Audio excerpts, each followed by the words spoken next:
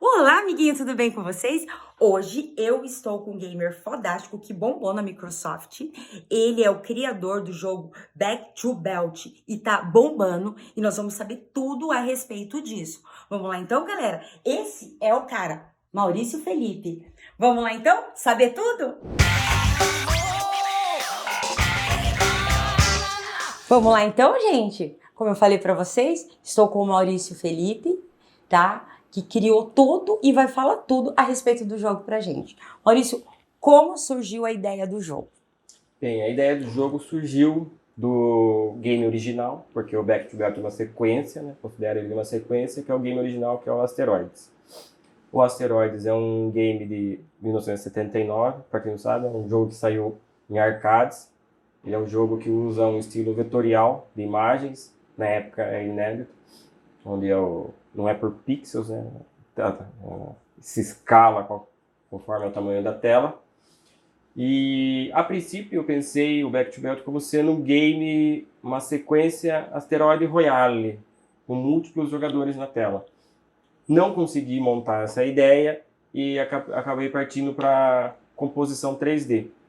E é o formato que ele tem hoje, né? Adaptei o sistema Warp, que era do game original em 2D, que a nave sai de um lado e vai para o outro, numa esfera 3D, e por isso que a nave circula em volta, suprindo essa ideia do Warp.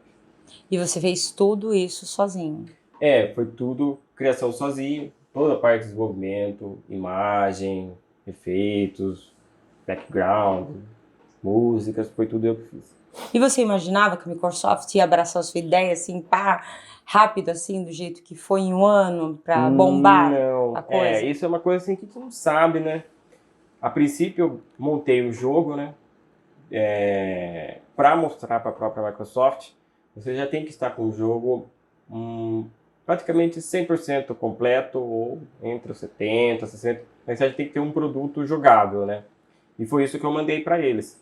Mandei, na realidade, quando eu montei, fiz o contrato com eles, eu mandei 3 games, 2 foram aprovados, que inclui o Back to Belt e o Cosmic Origins, que ainda não saiu, pretendo lançar agora no final do ano. E foi isso, eles gostaram dessa ideia como sendo o primeiro projeto para ser mostrado na plataforma deles, por se tratar de uma versão ou uma sequência de um game que já é consolidado, né, que é o Asteroids. Praticamente no mundo inteiro todo mundo conhece o Asteroids. E foi uma surpresa, mas você trabalha para que aquilo funcione, né? Você tem que projetar a ideia de criar algo em cima daquilo que já foi feito. Isso é muito legal. Que nem eu vi que na Argentina, eu vi elogiando, Sim. tá? Que eu tava pesquisando, eu tava vendo. Então, os outros países estão mega valorizando, isso é muito legal. E pra você, isso deve ter sido fantástico, né? Com certeza, né? Isso é uma questão assim que acho que praticamente todo desenvolvedor brasileiro sofre, né? Que aqui no Brasil você não tem uma grande valorização assim do desenvolvedor. É muito poucos assim, que nem penso Sorocaba e região, né? Eu pessoalmente não conheço outros desenvolvedores de games na região de Sorocaba. Até em 2019 a gente montou um grupo de desenvolvimento, a gente teve 2 encontros, Unity User Group, em Sorocaba, para atrair, mas são poucos desenvolvedores que trabalham de forma profissional hoje, mesmo que seja indie, né? Que é onde eu me encaixo. Conta pra gente como é a vida de um gamer. Bem, a gente tem que partir quem é o gamer, né? Quem é a pessoa que é o gamer? É o jogador casual? Também é um gamer, né? Tem aquele jogador que o pessoal gosta de chamar de hardcore, que é o cara que consome mais os games, gosta mais de games mais difíceis. E tem o gamer pro, né, profissional, aquele que ganha a vida dele como se fosse o jogo já fosse uma modalidade de esporte, né, profissional. E tem o desenvolvedor, né, que é uma outra questão, né. Todo desenvolvedor é um gamer? Talvez. Mas a partir do momento que você parte para o desenvolvimento, você acaba tendo que abordar um game, e mesmo jogos que são lançados, você acaba tendo um outro olhar, porque uma coisa é você ser o gamer que você desfruta daquela informação, né? Você vai jogar o game, legal, tem cores e tal. A partir do momento que você começa a desenvolver, você começa a olhar o jogo com um olhar meio técnico. Isso, às vezes, pode ser que faça com que você perca um pouco daquela, vamos dizer assim, o tesão de jogar, né? É igual, vamos pensar assim, né? Às vezes eu fico vendo, né? Pessoal que faz análise de games. Qual que é o prazer que um cara que pega um game e o cara tem que finalizar em 24 horas o jogo tem ao jogar? Será que ele consegue Sentir prazer jogando. sentir prazer jogando? Ou ele faz aquilo por um trabalho? Daí, de repente, será que a análise dele é parcial? Por isso, porque ele faz um trabalho, esse jogo é legal, esse jogo não é. Mas o cara, será que ele teve tempo suficiente para desfrutar muitos jogos? Às vezes tem que ter calma, né? Parar, observar, jogar. Principalmente jogos hoje que são jogos de mundo aberto, né? Existe essa característica, né? Da pessoa parar um pouco para analisar melhor o game e não ser, né? Só uma... Vou jogar, terminei. Então. Viu? Eu acho que isso é foda, né, meu? Que de repente o cara pode até começar no mó tesão querendo fazer um negócio, mas ele tem que cumprir hora e ele tem que entregar aquela matéria, aquele trampo, e ele não vai curtir. Com certeza. Ele não consegue aproveitar. Com certeza, né? A pessoa é um É trabalho, um trabalho. né? É um trabalho, daí você analisa muito tecnicamente. E o games, né? Principalmente o mundo do games, assim como o cinema, eu acredito que como qualquer cadeira da arte, existe essa questão, né? Principalmente, vamos pensar assim nos games, né? Existe aquela nostalgia. A pessoa lembra do jogo e fala, putz, eu estava num certo momento da minha vida vivendo assim, eu tinha aquele jogo, né? Jogava ele, era muito legal, eu estava na escola, eu tinha meus amigos que jogavam junto comigo, ou aquela música, uma questão muito nostálgica, né? Temas sonoros, a pessoa experimenta, né, como uma obra completa, né? Agora, se você parte de forma só técnica, fica raso. Você não consegue, né, ter uma análise. Principalmente hoje, quando se pede, né, no caso, para o cara fazer uma análise, tenho que lançar primeiro que os outros. O desespero, o corre que tem que fazer, né, meu? Não vou dizer que é todos, mas muitos fazem assim. O meu game, vários sites entraram em contato comigo. Gostaria de fazer uma análise, o que você acha? Aí eu falava, não, super legal, né? Pô, que da hora você se interessou em fazer uma análise do meu jogo e tal. Daí a pessoa perguntava, e aí, como que é você? Como que é o jogo? Eu já dava mais ou menos uma antemão, mas são pessoas que demoravam um pouco para fazer, não faziam com aquela pressa para fazer uma análise. Primeiro a pessoa fazia, como que eles chamam, um preview, né? Depois fazia um review. Então, mais demorado, mais cadenciado, explicando certas partes do jogo. E daí você percebe que quando uma pessoa pega um game e desfruta mais dele, ela consegue fazer uma análise melhor. E o Maurício no dia a dia? Conta pra gente do Maurício do dia a dia, que eu já fui pesquisar, gente. Olha o Fuxico, e ele é uma caixinha de surpresa, gente. Maurício do dia a dia, bem, sou um gamer, sempre joguei praticamente, acho que desde meus 4 anos Atari. Mas em 99 eu comecei a estudar a parte de informática, trabalhei um bom tempo com programação e lá pelos meados do meio da década de 2000 comecei a me interessar por fotografia. Minha primeira câmera foi uma daquelas cinzinhas, a Epitech, que tinha 3 megapixels. Eu tive uma. 3 megapixels e tirava fotos bem pequenininhas. E foi ali que eu comecei a ter uma experiência maior assim com o mundo visual, né? Através dessa própria câmera Epitech eu gravei um curta-metragem em 2008, que foi quando eu conheci o Gilmar, nosso Meu diretor, gente. diretor aqui, que eu gravei um curta chamado Myhor e mandei para o Cine Festival Votorantim. E fui privilegiado de ter sido ganhador como melhor curta regional na época. Meu primeiro curta eu consegui ganhar o prêmio. Pra mim foi... Olha que legal, né? E o engraçado disso tudo, que quem me avisou que eu tinha ganhado o prêmio, quem foi? O Gilmar. O Gilmar. Viu? Fuxico. É uma história importante de se dizer. Que foi ele que me avisou, porque eu achava que eu não ia ganhar, nem fui na premiação. Olha. Vou ganhar até tantas pessoas, né, grandes, com curtas elaborados. Tá. Olha, tá vendo que legal? E aí eu entrei no mundo artístico, assim, por assim dizer, com o meu curta. Depois eu produzi outros curtas, cheguei a trabalhar em Votorantim posteriormente e fiz um um documentário sobre a Estação Laranjada e um vídeo de ficção. Paralelamente a isso, eu também comecei a participar do grupo de performance do Tumarambá, pesquisa da arte do corpo, que é uma outra camada que eu tenho Da arte. da arte que eu trabalho também, que ali eu sou um membro do grupo, dirigido pela Cleide Campelo, que é a diretora do grupo Tutu Marambá, mas que também são experiências ímpares, são outro mundo, vamos dizer assim, da arte. E em 2015 eu fiz vários curtas assim de videoarte também. Em 2015 eu ganhei um prêmio Flávio Gagliardi de artes visuais em Sorocaba com média Eco. É uma média que tem 39 minutos. Ficou exposto no Museu de Arte Contemporânea e no Sesc. Olha que tudo, gente! Ficou um ano, acho, exposto. Depois, em 2019, eu fiz um outro curta também. E é interessante falar desse outro curta, que é o Chama Vazia, porque esse daí eu já misturei um pouco as linguagens. Ele mistura algumas questões de cinema, porém, existem algumas imagens de games. Eu não sei se as pessoas percebem, porque eu trabalhei com texturas realísticas e tal. Talvez nem todo mundo perceba, mas ele tem várias camadas que são cenas que são games, que eu tinha bolado.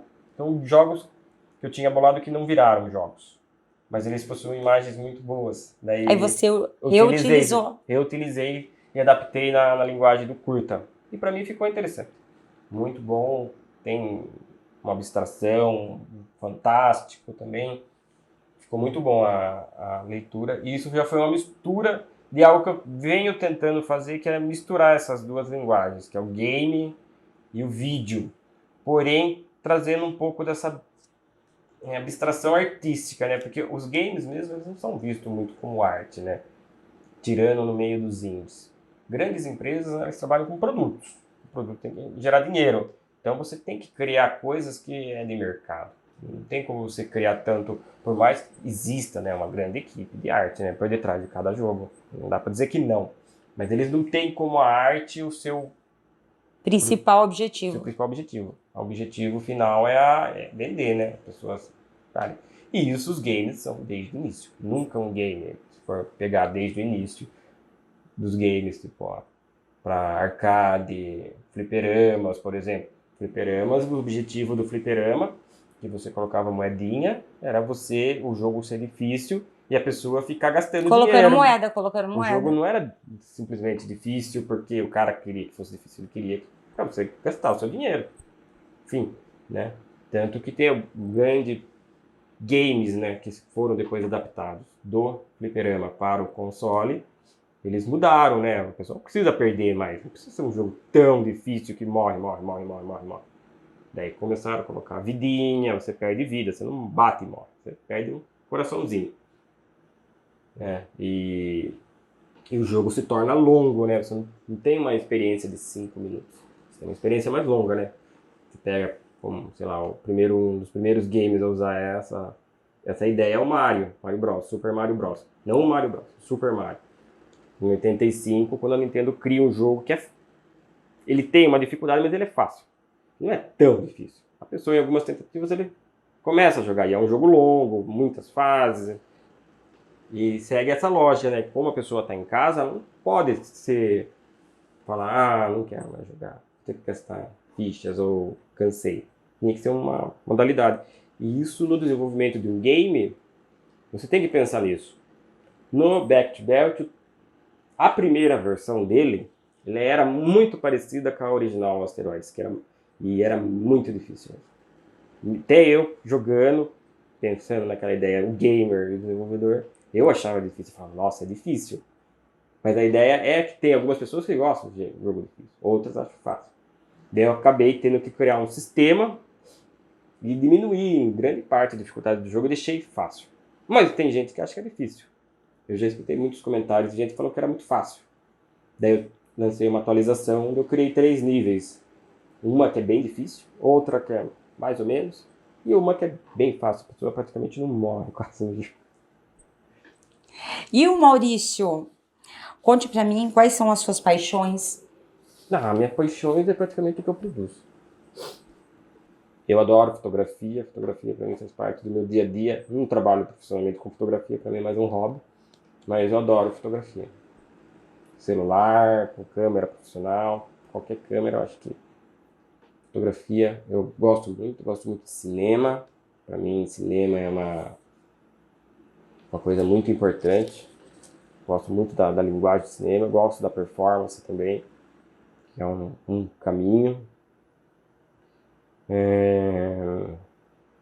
Games, gosto muito de jogos também. Dá pra perceber. Dá pra perceber, produzo games, Dá não pra que perceber. seja uma...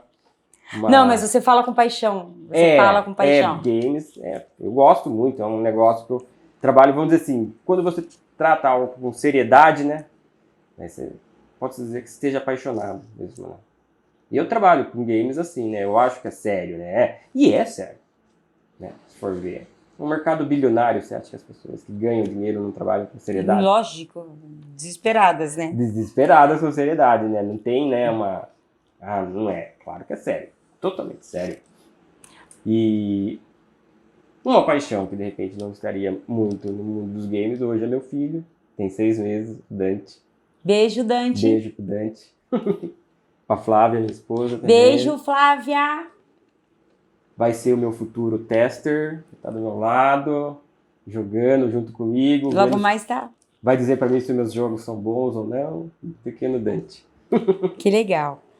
Onde o Maurício Felipe recarrega as baterias? Recarregar baterias, né? Hoje eu penso que a produção de games se tornou não só a produção de games, mas como, de uma forma geral, aquilo que eu crio. Porque eu acredito que eu seja uma pessoa meio que não sabe ficar muito parada. Então, onde eu estou criando. Eu hoje tenho um trabalho, sou agente escolar, trabalho em escola também. E, de certa forma, ali é uma recarga. Tem uma, assim, É onde você pode fugir, né, de todo esse mundo. Fujo um pouco desse mundo. Ao mesmo tempo, né, eu acho muito interessante que nem lá tem os alunos. E para mim, acaba se tornando uma pesquisa que começa a observar, né, o que esses alunos vêm jogar. O que esses alunos estão brincando, jogando. E eu converso, assim, às vezes não muito falando que eu desenvolvo jogos, eu nem falo nada. Mas eu converso, e aí, o que você está jogando? Ah, eu estou jogando Roblox, não sei o que, Roblox. O que você está jogando? Eu estou jogando Fortnite. Ah, minha mãe não deixa mais eu jogar, não sei o que. Eu começo assim, fazer uma... ver o que esse pessoal aí tá jogando, porque é importante, né, você saber o que as pessoas tá querem. sempre em pesquisa, o que o povo quer. Pra mim, estar na escola tem esse ponto, um grande ponto positivo. Eu consigo conversar diretamente com pessoas que seriam, né, que vão consumir games, que gostam de games, e crianças hoje, todas adoram games, né? Minecraft, tudo isso. E é interessante, né? Ainda não fui uma pessoa ousada a ponto de repente dar os meus games para eles verem. Nem acho que seria ideal. Mas seria um ponto, né? Eu faria. Eu fico com medo de ser mandado embora, né? Quando eu tava segundo trabalho, dentro do trabalho. Eu trouxe o meu trabalho para dentro do meu trabalho. Não, eu não faria não, tá? Mentira. É tudo brincadeira, viu, gente?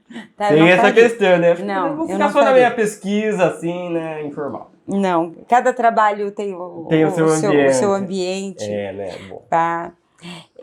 Maurício, RPG, Gosto muito de RPG, games de RPG. Joguei praticamente a minha vida inteira. Um game que acho que foi o game que eu iniciei no RPG foi o Castlevania 2, Simon Quest. Que na verdade, ele é um adventure, mas ele tem grandes elementos de RPG. Que o personagem ele tá em clã Belmonte, né, como sempre, atrás do Drácula, lá no castelo. Mas nesse daí o Simon Belmonte ele tá sobre uma maldição, e ele tem que juntar partes do corpo do Drácula, ressuscitar o Drácula, e daí, por fim, a maldição, sim ou não, porque tem 2 final, dependendo do tempo que você termina. E a parte RPG dele é você conversar com as pessoas, e tudo em inglês. tudo em inglês, daí para você resolver um enigma, você sai do ponto A para o ponto B, só que você não sabe onde é o ponto B e o que você vai fazer lá. E ali você precisa, né, de traduzir. Eu comecei a jogar o game praticamente em 89, eu tinha 8 anos ainda. E para mim, mal sabia português, ler português muito pouco, e eu pegava um mega de um dicionário quadradão e ia traduzindo, mas aquela tradução que você não forma a frase, vai, aqui é o, e vai formando, já era um enigma do enigma. Se o jogo tem enigmas, para mim o inglês era um outro enigma. E mais tarde ainda, depois da popularização da internet, eu fui descobrir que, na verdade, o jogo, mesmo em inglês, os enigmas que as pessoas falavam para você eram mentira. Os personagens NPC, eles falavam mentiras. Então, se você seguisse a pé da letra o que ele falava, você chegava em lugar nenhum, porque era tudo mentira o que eles falavam. Eles te enganavam. Ai, que ódio! Que ódio! Gente chata! Gente chata! Mas nos RPG, eu gosto praticamente dos clássicos, Final Fantasy, Dragon Quest, Chrono Trigger, que pra mim é um dos melhores que tem, que foi desenvolvido, e eu acho que pra todos, quase também, que gostam de RPG. Tem o Diablo também é fantástico. Chrono Cross também, que é a sequência do Trigger, fantástico também. O Dragon Quest é uma série que eu acho interessante falar dele, porque é uma série que eu comecei a jogar mais tarde. Na época, eu jogava muito Final Fantasy. Aqui no Brasil, pelo menos, não tinha muito acesso. Ele também não tinha muito acesso no Ocidente de uma forma geral, o Dragon Quest, porque ele não foi, no Super Nintendo ele nem foi traduzido, no Nintendinho ele foi, mas acho que aqui no Brasil a gente não encontrava os cartuchos, nem o Final Fantasy também, mas o Super Nintendo, mas no Super Nintendo não tinha. E tem o Dragon Quest VII, que lançou o Play 1. Esse foi uma experiência que eu tive mais recente. Na verdade, eu comprei o jogo em 2000, foi lançado em 2000, eu demorei 20 anos para jogar ele. Tava com o CD guardado lá, demorei 20 anos para jogar ele e foi uma experiência fantástica. É um jogo difícil de descrever, acho que é o melhor da série deles. Eu joguei praticamente todos, mas acho que é o melhor e tem uma atmosfera que é diferente. E uma ingenuidade que eu acho que é difícil de ver nos games de hoje. As pessoas eu vejo que muitos games é muito flash, não é esse o caminho que eu sigo no meu desenvolvimento. Falando assim, não quero ir para esse caminho dos flashes, ação rápida, coisas assim. Prefiro games mais cadenciados, apesar do Back to Back ser um jogo de ação e tiro. Assim. Meio contraditório que eu tô falando. Só aqui. Meio contraditório que eu tô falando. Ô, Maurício, deixa um recado para os meninos e para as meninas, para todo mundo que tem esse sonho que é totalmente voltado para o mundo gamer, que tem essa paixão, que viram que você conseguiu, que você pá com a Microsoft, você bombou. Gente, quem vê esse rostinho na rua, ele que é o criador, viu? Ele passa batido, gruda, tira uma foto. Tá? Bem bonito. Deixa um recado para eles terem noção. Eu acho que é assim, games, no mundo de games, se você vai começar a desenvolver jogos, você tem que pensar pequeno. Porque eu acredito que todo mundo, quando começa a pensar em desenvolver jogos, ele pensa, eu vou fazer o famoso jargão, vou fazer o GTA brasileiro. Só que daí, para você fazer um jogo no estilo GTA, é um jogo muito grande, requer muito desenvolvimento. E normalmente quando você começa, você vai tentar fazer um jogo por si só. Grandes estúdios, eles têm uma equipe, né, que são dividida entre o cara que programa, o cara que cuida da arte, o cara que cuida do efeito sonoro, música, marketing, etc. E aí você já tem uma equipe. Quando você tenta fazer isso sozinho, já é uma outra coisa, porque de repente, você não é um bom artista. De repente, você não sabe, não faz bulufas de áudio, música. Ou mesmo você tem a ideia, mas você não é um programador. Daí você pensa, como que eu vou fazer isso? Eu acredito que uma coisa que é fundamental é a pessoa ser programadora, porque sem ser a pessoa conhecer o código, as chances de você é programadora e eu sou o que tenho ideia. Cara, eu vou fazer um GTA, você programa pra mim? A chance de você receber não é muito grande. E ninguém quer programar para os outros. Vamos dizer assim, você tem ser o cara que tem as ideias para passar pro outro. Principalmente de cara, né? Não tem como. Então a pessoa tem que começar a galgar degrau. Vou primeiro aprender uma programação, não que seja obrigatório, a pessoa, se de repente ela quer trabalhar com games e ela quer ser um artista, ela pode se encaixar, estudar muito artes e procurar um trabalho, né, no mundo dos games. Mas normalmente a pessoa tem que saber um pouquinho de programação para ela ter uma noção de como funciona, né? Não precisa ser um programador profissional, né?